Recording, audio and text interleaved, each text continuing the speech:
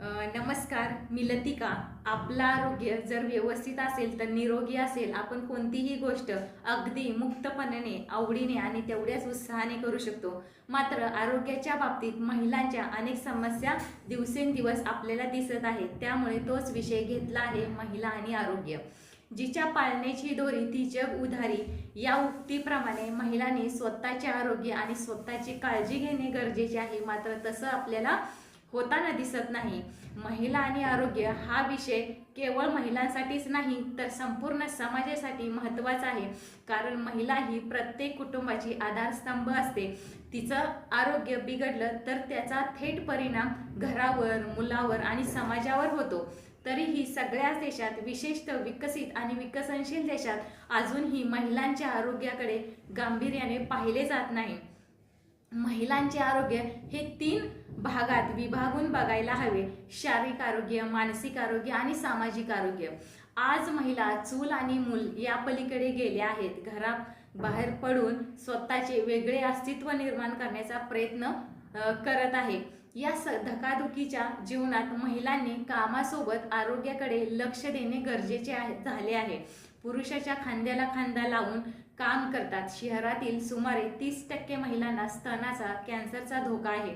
स्त्रियांमध्ये सांधिवात, sugar, BP या तक्रारी वाढत आहेत. स्त्रियांचे मानसिक आरोग्य, कॅन्सर आणि रोजनिवृत्तीच्या वेळी होणारा त्रास आदीबाबत महिलांनी आरोग्याविषयी उपक्रम जागरूकपणे राबवल्यास अनेक महिला आपला जीव प्राण वाचू शकतात. आपल्याकडे अनेक स्त्रियांना 40च्या आत त्यांना त्रासदायक सांधिवाती दुखीचा त्रास चालू होतो. स्त्री आरोग्याचा, बाळंतपणाचा एवढाच मर्यादित न राहता स्त्रियांच्या आरोग्याचा सर्वांगीण विचार करणे गरजेचे आहे. कॅन्सर संदर्भात प्रिया मराठे अभिनेत्री यातून मृत्यू झाली. ही घटना आपल्याला सर्वांना माहिती आहे. म्हणजे आपल्याकडे कितीतरी पैसा असल्या, सुख सुविधा असल्या तरी एकदा आजार झाला तरी तो पैशाच्या जोरावरती इतर कोणत्याही गोष्टीच्या आधारे आपण त्याच्यापासून दूर राहू शकत नाही. कारण शिक्षण, सरकारी नोकरी या सर्व ठिकाणी स्त्रियांसाठी आरक्षण आहे. घराबाहेर सर्व क्षेत्रे काबीज करणाऱ्या स्त्रिया घरामध्ये स्वतःकडे कसे पाहतात, स्वतःच्या आरोग्य, आवडी निवडी यांना किती महत्त्व देतात. जरी अर्धा आयुष्य स्वयंपाक घरात जात असले तरी सर्वांचे जेवण झाल्यानंतर उरेल तेच खायचं आणि काही वाया जाऊ द्यायचे नाही म्हणून संपवायचं, या मानसिकतेची आजही स्त्री 21व्या शतकात देखील बाहेर येत नाही.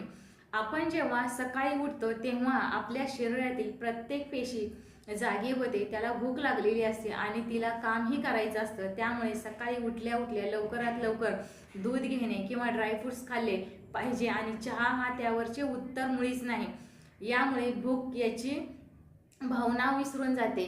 आपण नाश्ता पुढे ढकलतो. सकाळी लवकर नाश्ता केला तर दिवसभरात अचानक भूक कमी लागते व पित्त होणे या गोष्टीचा त्रास होऊ शकतो. सकाळी काहीतरी पौष्टिक कडधान्य आपण खाल्लं पाहिजे.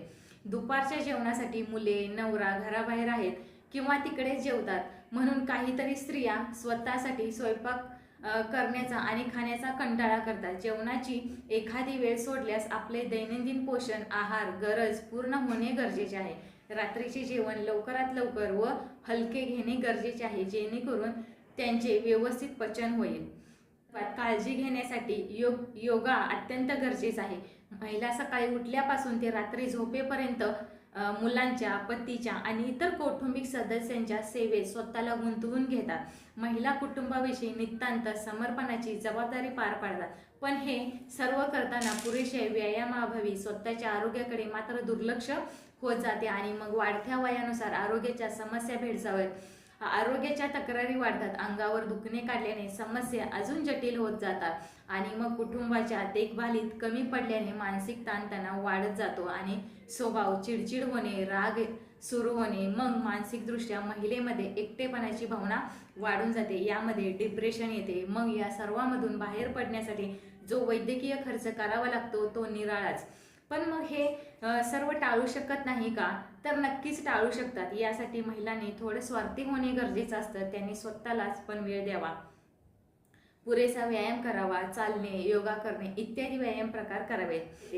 सांध्यांचा त्रास, गुडघेदुखी, श्वसनाचे विकार बरे होतात. वाढते शुगर, कोलेस्ट्रॉल, गर्भाशयाच्या तक्रारी इत्यादीवर योग वरदान म्हणून सिद्ध झाला आहे.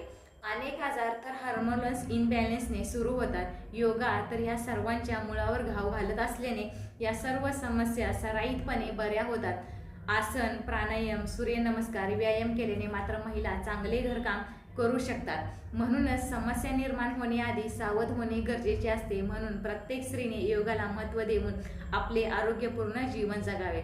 सर्वात महत्त्वाचे म्हणजे जे दिसत नाही ते महिलांमध्ये असतं, ते म्हणजे मानसिक त्रास. 5 पैकी 1 महिलेला नैराश्य आणि चिंता यासारख्या सामान्य मानसिक आरोग्य समस्या असतात. जर या समस्या उद्भवण्याची अनेक कारणे असू शकतात, तरी काही जोखीम घटक अनेक महिलांवर परिणाम करतात. पुरुषापेक्षा महिलांना हा आजार होण्याची शक्यता जास्त असते. काळजीवाहक असणे, यामुळे ताण, चिंता आणि एकटेपणा येऊ शकतो. गरिबीत राहणे, ज्यामुळे वैयक्तिक सुरक्षिततेबद्दल आणि प्रामुख्याने घरात काम करण्याच्या चिंतेसह सामाजिक ताण होऊ शकतो. शारीरिक आणि लैंगिक छळ सहन करावा लागतो, ज्याचा त्यांच्या मानसिक आरोग्यावर दीर्घकालीन परिणाम होऊ शकतो. जर तुम्हाला घरगुती हिंसाचाराचा सामना करावा लागला तर लैंगिक हिंसाचाराचा अनुभव घेणे, जेव्हा महिलांना कठीण भावनाबद्दल बोलणे कठीण जाते, तेव्हा त्या आत्मसात भावना करतात. त्यामुळे नैराश्य, पोटाचा विकार आणि स्वतःला हानी पोचवू शकते. पुरुष त्यांच्या भावना तीव्र किंवा समाजविरोधी वर्तनाद्वारे व्यक्त करण्याची शक्यता जास्त असते.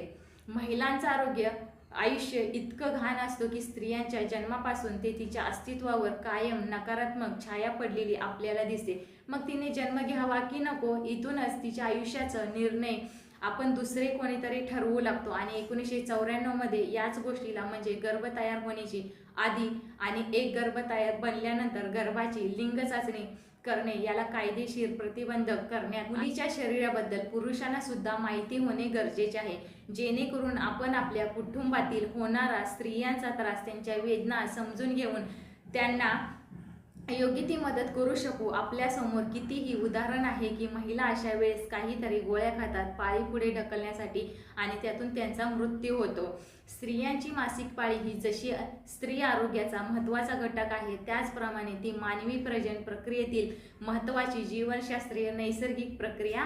मानवी उत्क्रांतीपासून ते आजपर्यंत या सूत्रावर आधारित स्त्रियांच्या मासिक पाळी आणि संपूर्ण जीवावर पुरुषसत्ता प्रस्थापित होत गेली.